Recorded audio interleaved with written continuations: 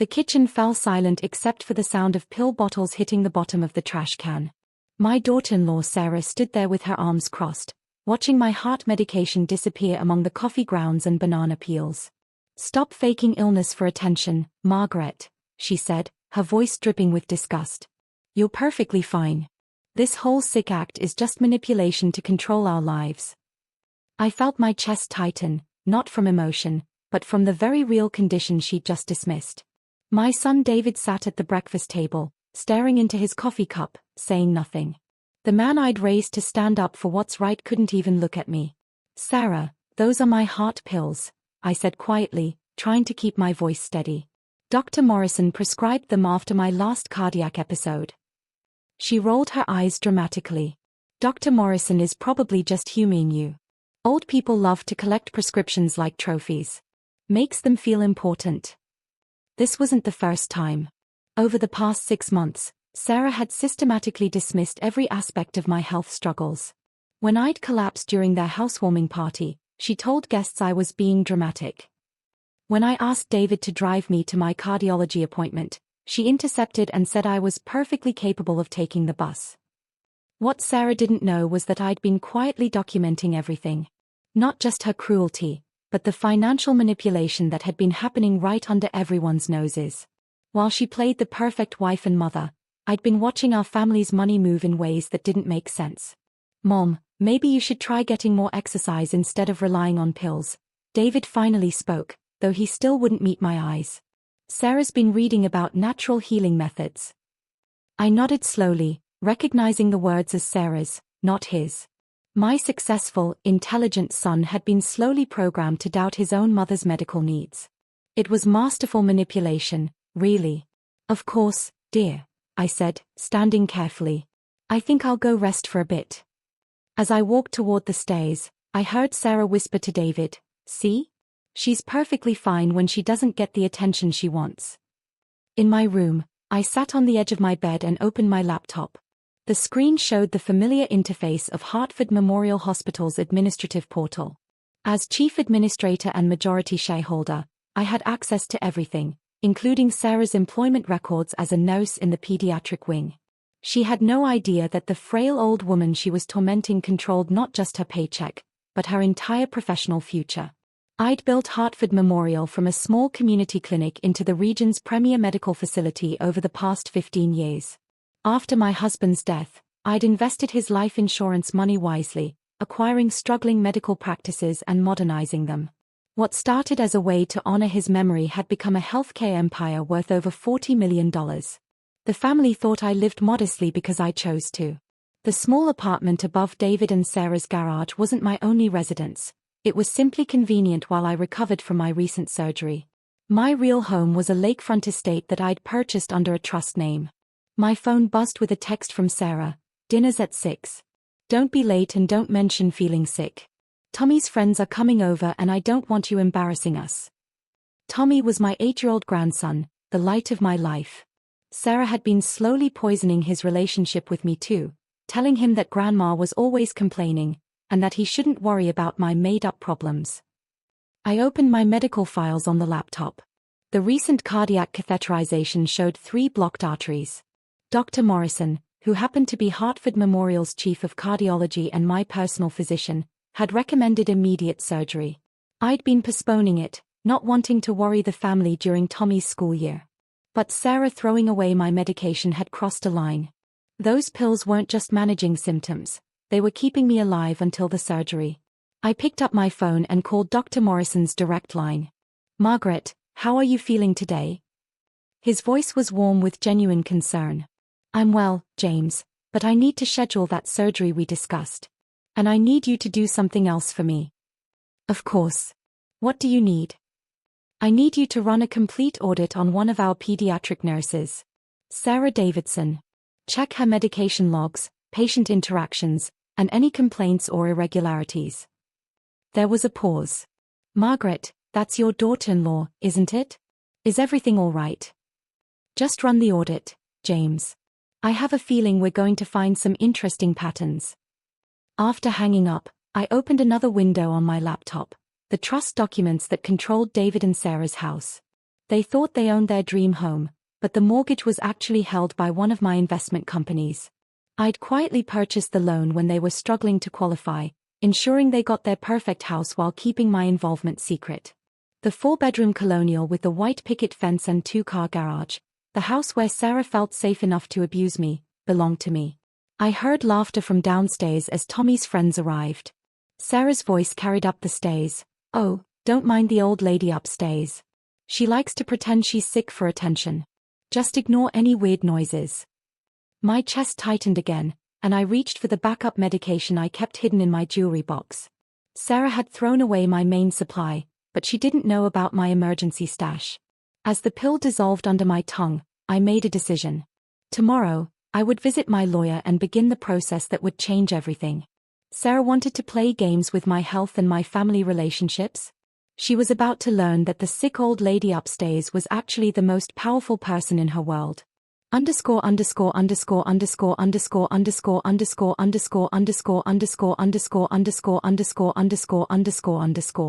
The next morning, Sarah was in the kitchen making her elaborate breakfast smoothies when I came downstairs. She didn't look up from her phone, where she was posting Instagram photos of the nutritious family breakfast she'd prepared. Notably, there was no plate set for me. "Good morning, Sarah," I said pleasantly. "I wanted to thank you for yesterday." She glanced up, suspicious. "Thank me?" "For helping me realize it was time to make some important phone calls." I poured myself a cup of coffee from the pot she'd made. "I called Dr. Morrison last night." "About time," she muttered. "Maybe he'll finally tell you there's nothing wrong with you." Actually, he's scheduling my cardiac surgery for next week. 3 blocked arteries, apparently. Who knew? I took a sip of coffee and smiled. He also mentioned something interesting about medication management protocols at the hospital. Sarah's phone froze in her hand. As a pediatric nurse, she knew exactly what medication management protocols meant. They were the systems that tracked every pill, every dose, every patient interaction. "I don't know what you're implying," she said carefully. "Oh, nothing at all. I'm sure your supervisor will find everything in perfect order when they run the audit." I set down my coffee cup gently. James, Dr. Morrison, is very thorough about these things. Especially when patient safety might be involved. The color drained from Sarah's face. She'd been at Hartford Memorial for 3 years, and I'd been watching her patterns more closely than she realized. Missing pediatric medications. Discrepancies in pain management logs. Small things that individually looked like clerical errors, but together painted a picture of systematic theft. "You can't, there's no reason to," she stammered. "Can't what, dear?" "Ensure our hospital maintains the highest standards of patient care." I smiled warmly. As a concerned family member of an employee, it's really my civic duty. David walked into the kitchen, adjusting his tie. He worked as a mid-level manager at a marketing firm, proud of his modest success and completely unaware that his salary was supplemented by my investments in his company. "Morning, Mom. How are you feeling?" The question was automatic, lacking any real concern. "Much better, thank you. I was just telling Sarah about my upcoming surgery." "Surgery?" David stopped mid-stride. "What surgery?" "Cardiac catheterization. 3 blocked arteries. Dr. Morrison says it's been building for months." I kept my voice casual, as if discussing the weather. "Apparently, it's quite serious. Could have been fatal if left untreated." David stared at me, then at Sarah, then back at me. "But Sarah said, she said you were just." "Just what, honey?" I asked gently. "Just seeking attention," he finished weakly. "Ah." I nodded thoughtfully. "Well, I suppose blocked arteries could be seen as attention-seeking. They are rather dramatic about interrupting blood flow to the heart." Sarah had gone completely white. She knew enough about cardiac conditions to understand exactly how dangerous it was to withhold heart medication from someone with blocked arteries. My phone rang, displaying the hospital's main number. "Excuse me," I said, answering with my usual professional tone. "Margaret Hartford speaking." "Mrs. Hartford, this is Jennifer from HR. We have the preliminary results from that audit you requested. Could you come in to review them?" "Of course. I'll be there within the hour." I hung up and smiled at Sarah's shocked expression. That was work. I should probably head to the hospital. Work? David's voice cracked slightly. Mom, you don't work. You're retired. Retired? I laughed softly. Oh honey, who told you that? I gathered my purse and keys, moving slowly to maintain the illusion of frailty. Sarah, you might want to call in sick today. I have a feeling it's going to be a very interesting day at Hartford Memorial. As I reached the door, I turned back. Oh, and David? We should probably discuss the house payments soon. I have some updates about the mortgage that might surprise you. The drive to Hartford Memorial took 15 minutes. 15 minutes for Sarah to realize that the woman she'd been systematically abusing for 6 months wasn't just any patient. She was the woman who controlled her entire professional world. I pulled into my reserved parking space, the one labeled Chief Administrator, and walked through the employee entrance. The security guard smiled and nodded respectfully. Good morning, Mrs. Hartford. How are you feeling today? Much better, thank you, Marcus. Is Dr. Morrison available?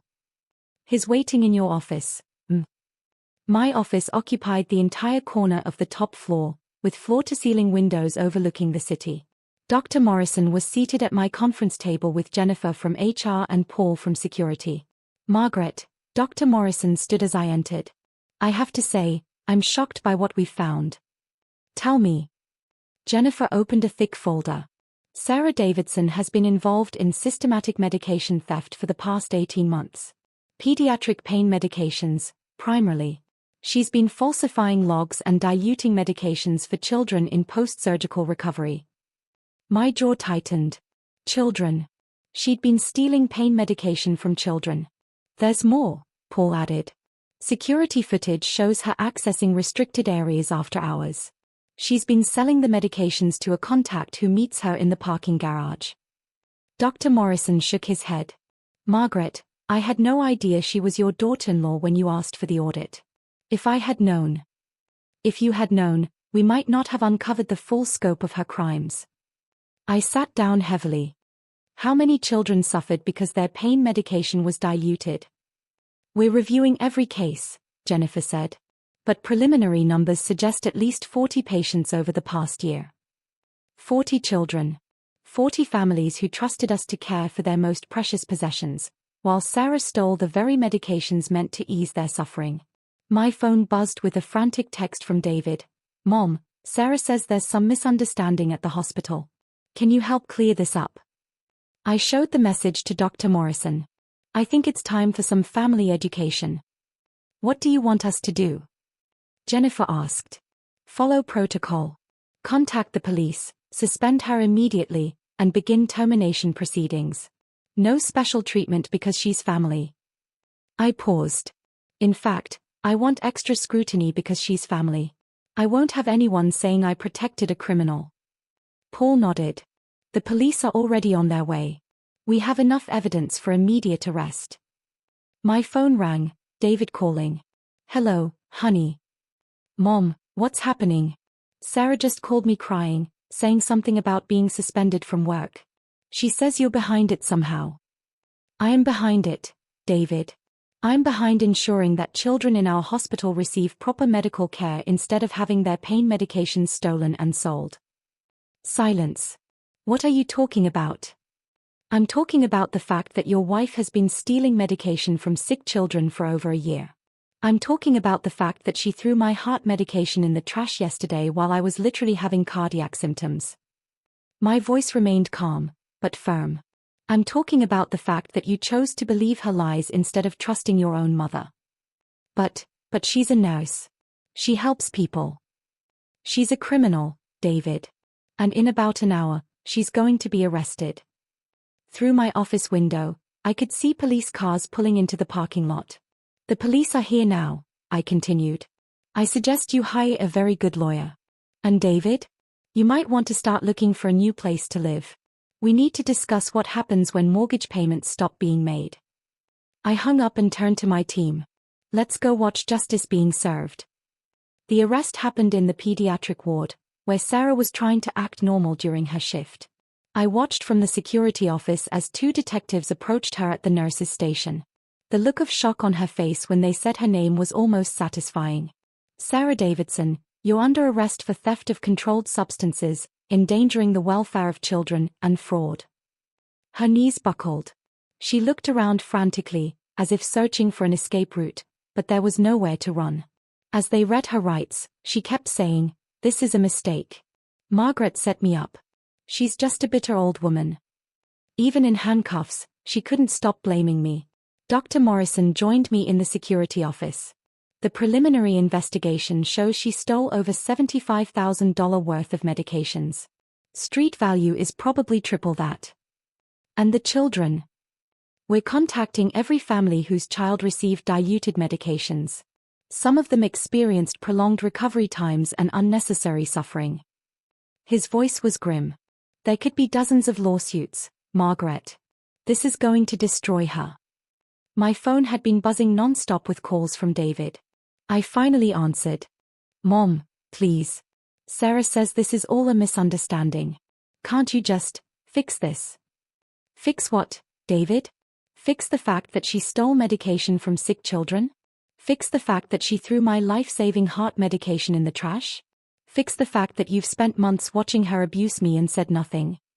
She's my wife. She's Tommy's mother. She's a criminal who put children in danger." I closed my eyes, feeling the weight of this conversation. "David, I need you to understand something. For the past 6 months, I've watched Sarah systematically abuse me while you enabled her. I've documented every incident, every cruel comment, every time she put my health at risk." "Mom, you're being dramatic." "Am I? Let me tell you what your dramatic mother has been doing while you ignored her." I pulled up files on my computer. "I own Hartford Memorial Hospital, David. I built it from nothing after your father died. I'm worth over $40 million. Silence. "I also own the company that holds your mortgage. The house you think you're buying? I purchased the loan to help you qualify. The job you're so proud of? I'm the primary investor in your marketing firm." That's impossible. Your entire life has been quietly supported by the woman your wife has been calling worthless for 6 months. The woman whose medication she threw away while I was having cardiac symptoms." I could hear him breathing heavily through the phone. "But why didn't you tell us?" "Because I wanted to see who you really were when you thought I had no power. I wanted to see if my son would protect his mother or abandon her." My voice broke slightly. I got my answer. 3 hours later, David arrived at the hospital. I was in my office, reviewing the legal paperwork with my attorney, when he knocked on the door. He looked around the spacious office with its mahogany furniture and wall of awards, taking in the reality of who I actually was. "Mom, I don't understand any of this." "Sit down, honey." My attorney, William Chen, was a kind man who'd helped me build my business empire. He'd also witnessed Sarah's treatment of me at several family gatherings I'd hosted at the hospital for employees. "David," I said gently, "Sarah has been arrested for felony theft and child endangerment. The evidence is overwhelming. She's going to prison." "But Tommy will be fine. Better than fine, actually. He'll be away from a mother who steals medication from sick children." I leaned forward. "The question is what happens to you?" William opened a folder. "Your mother owns your house, David. She could foreclose tomorrow if she wanted to. She also owns significant stakes in your employer. She could destroy your career with a phone call." David stared at me with a mixture of shock and fear. "Are you going to?" "That depends." I stood up slowly, feeling the weight of my cardiac condition but also the strength of my position. "For 6 months, I've watched you choose Sarah over me repeatedly. I've watched you enable her cruelty. I've watched you doubt my medical conditions while she literally put my life at risk. I didn't know. You didn't want to know." My voice was firm but not unkind. "You found it easier to believe I was faking illness than to confront your wife's behavior." Dr. Morrison knocked and entered. "Margaret, I wanted to update you. Sarah confessed during booking. She's been selling the medications to feed a gambling addiction. She owes over $200,000 to various creditors." David's face went white. "Gambling? Sarah doesn't gamble." "Sarah does a lot of things you don't know about," I said sadly. including putting our family at risk with dangerous people. William placed another document in front of David. These are the terms your mother is offering. Full confession of what you've witnessed regarding her treatment of Margaret. Complete cooperation with any legal proceedings. Immediate separation from Sarah, with Tommy's custody reverting to you alone. And if I agree, you keep your house and your job. Tommy keeps his college fund. You get the chance to rebuild a relationship with your mother. I met his eyes. And I get my surgery without worrying that my own son won't advocate for my medical care. David broke down then, really broke down. Mom, I'm so sorry. I don't know what happened to me. She made everything seem like your fault. That's what manipulators do, honey. They isolate their victims from support systems. I moved to sit beside him. But you let her. When it mattered most, you chose her lies over your mother's truth. How do I fix this? William slid the documents across the table. Sign these. Testify truthfully about what you witnessed. Get therapy to understand how you enabled abuse. And hope your mother forgives you. I will. I'll do whatever it takes. I looked at my son, really looked at him, and saw the scared little boy who used to climb into my bed during thunderstorms. David, I love you. I always will. But love isn't enough anymore. You have to earn back my trust. He signed the papers with shaking hands. 6 months later, Sarah was sentenced to 8 years in prison. The restitution payments would follow her for life. David kept the house and his job, but our relationship remained cautious and formal. He was in therapy, trying to understand how he'd become someone who could watch his mother be abused. Tommy spent weekends with me at my real home by the lake. Away from Sarah's influence, he blossomed back into the sweet child I remembered. He didn't understand why Mommy had to go away, but he was young enough to adapt. As for me, my surgery was successful. 3 stents later, my heart was stronger than it had been in years. Dr. Morrison joked that I'd probably outlive everyone who tried to stress me to death. I kept working at the hospital, but with new purpose. We implemented the most advanced medication tracking system in the region, ensuring no other Sarah could steal from vulnerable children. I also established a fund for families affected by medical abuse, turning my pain into protection for others. The morning Sarah threw my medication in the trash, she thought she was dealing with a powerless old woman. She had no idea she was attacking someone who controlled her entire world. Sometimes the best revenge isn't getting even, it's revealing the truth and letting justice take its course. And sometimes, that truth changes everything.